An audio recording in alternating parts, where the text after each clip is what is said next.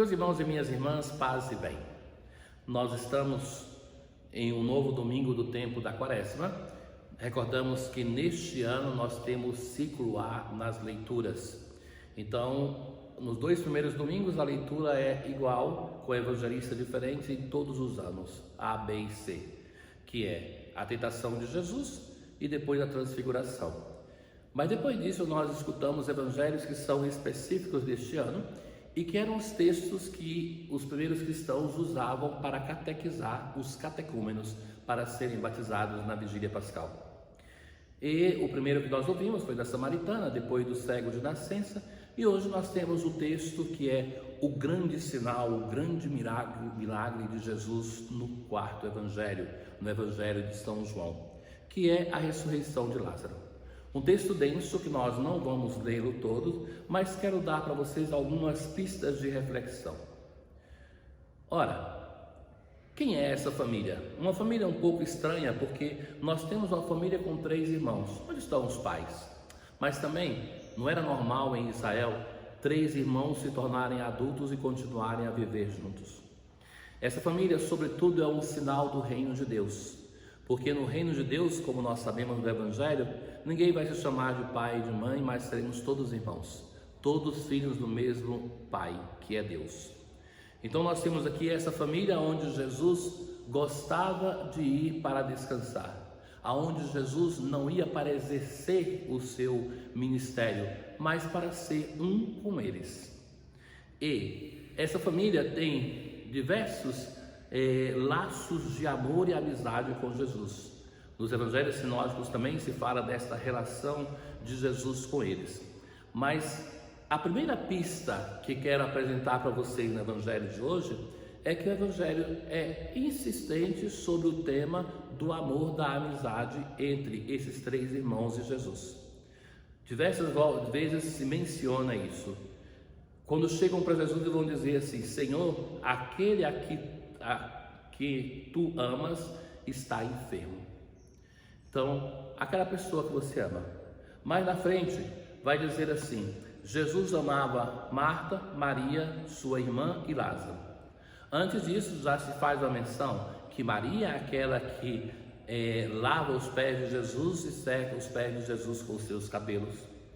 Jesus vai dizer: Lázaro, nosso amigo, dorme, mas vou despertá-lo. Quando Jesus chega em Betânia, Jesus ficou intensamente comovido em espírito e sob o impulso de profunda emoção. Depois vai se dizer assim: Jesus pôs-se a chorar. É interessante que em língua grega se usa 2 verbos diferentes, um para o choro de Marta e Maria, que é um choro de desespero, de quem não tem mais o que esperar depois daquilo que está acontecendo. E o verbo para o choro de Jesus é um choro de sofrimento, não de desespero, de alguém que ainda não se sente abandonado pelo Pai. Depois, quando diante deste choro, que poucas vezes no Evangelho nós encontramos essa narração de que Jesus chora, esta é a vez de um choro de maior intensidade. Jesus chora 3 vezes, pela cidade de Jerusalém, chora por si mesmo no Getsêmani e chora por Lázaro. Este é o choro mais intenso. E diante disso os judeus vão dizer: vede como ele o amava. Ou seja, a relação aqui é de amizade e de amor. Uma relação de amizade e de amor que não acaba nem diante do fato que naquele túmulo tem uma pessoa sepultada tem 4 dias e que Jesus manda abrir, porque é ainda o corpo do seu amigo. Ora, uma outra pista mais importante para compreender este texto é aquela que é uma narração do crescimento de fé de uma comunidade, o crescimento de fé na ressurreição. Quando Jesus recebe a notícia que Lázaro não está bem, ele já não convinha para ele ir na Judeia. Era muito próximo, Betânia muito próximo a Jerusalém. Mas Jesus decide de ir. Os seus apóstolos vão tentar demovê-lo dessa decisão e Jesus fala que tem que ir, a ponto que o apóstolo vai dizer assim: vamos também nós para morrer com o Senhor, porque percebem que se Jesus entra ali, ele já não sai mais vivo. Diante dessa situação, de um amigo que sofre, Jesus não entra em desespero, mas vai dizer assim: essa enfermidade não causará a morte, mas tem por finalidade a glória de Deus. A glória de Deus na Bíblia é quando Deus manifesta o seu amor. Mas essa glória não pode ser somente vivida num momento de euforia, de alegria, mas também nesse momento de dor e sofrimento é a glória de Deus que pode se manifestar. E é isso que vai acontecer. Ou seja, Jesus mantém o seu equilíbrio a ponto que quando ele chega, ele não entra em Betânia. É Marta que vem ao encontro dele fora do povoado, depois vem Maria com o povo, porque Jesus não queria entrar no desespero que é muito comum no momento de morte. Jesus quer manter-se fora para ajudar Marta, Maria e o povo a fazer um caminho de fé. Não quer ir para se desesperar com eles. E a primeira pessoa que é chamada a uma mudança é Marta. Marta, Maria e os judeus, o que queriam? Que Jesus chegasse antes para que ele pudesse curar e impedir a morte de Lázaro. Jesus sabe que quando chegasse já teria a morte feito o seu trabalho, mas ele, diante da reprovação dessa mulher corajosa, Marta reprova Jesus. Se você tivesse chegado antes, meu irmão não teria morrido. Mas agora o que ela quer? Que Jesus faça alguma coisa, que resolva o problema. E Jesus aproveita desta ocasião para fazer o grande anúncio, que é aquele: eu sou a ressurreição e a vida. Aquele que crê em mim, ainda que esteja morto, viverá. E todo aquele que vive e crê em mim, jamais morrerá. O Senhor anuncia uma vida nova, que não é aqui nesta terra. Ou seja, somente curar uma pessoa é dar de novo a essa pessoa a experiência de uma vida aqui nessa terra, que não é a vida nova, a vida imortal. O que Jesus depois vai fazer com Lázaro é, depois da morte, restituir essa vida aqui, mas também de fazer desse milagre um sinal, e o sinal mais importante da sua ressurreição. Mas é interessante que depois que Jesus anuncia que é a ressurreição e a vida, ele pergunta a Marta se ela crê, e vem a grande resposta desta mulher: eu creio que tu és o Cristo, o Filho de Deus, aquele que devia vir ao mundo.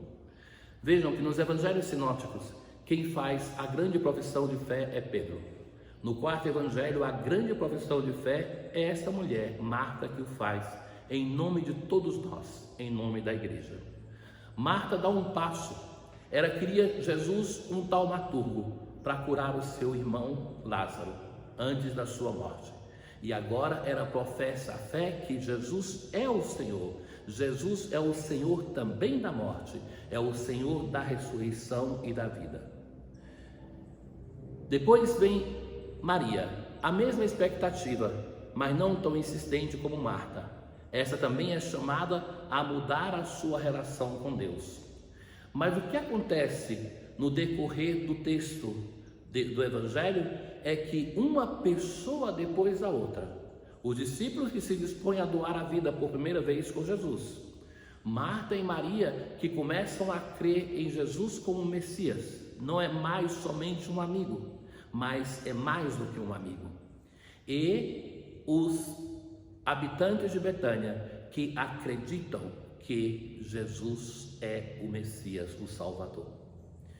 É interessante que quando Jesus, diante daquele túmulo, vai dizer assim: tirai a pedra. Depois de ele ter chorado intensamente, é um Jesus sofredor. Um Jesus que sofre pela morte do amigo, mas que também seguramente nessa morte vê a antecipação da sua morte. E vai dizer: tirai a pedra. Ele é reprovado por aqueles que, vou dizer, já são 4 dias, já não se toca mais nesta pedra.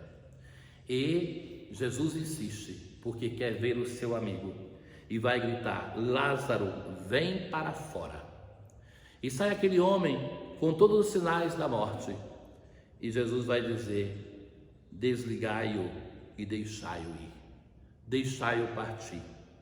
Esse evangelho de hoje também tem uma mensagem para todos nós que sofremos com a morte de uma pessoa amada, sobretudo neste caso, mas também todas as grandes e pequenas perdas que nós temos na nossa vida. É a perda da nossa liberdade de ir e vir, a ameaça que sentimos com a nossa vida nesse tempo, com a nossa saúde.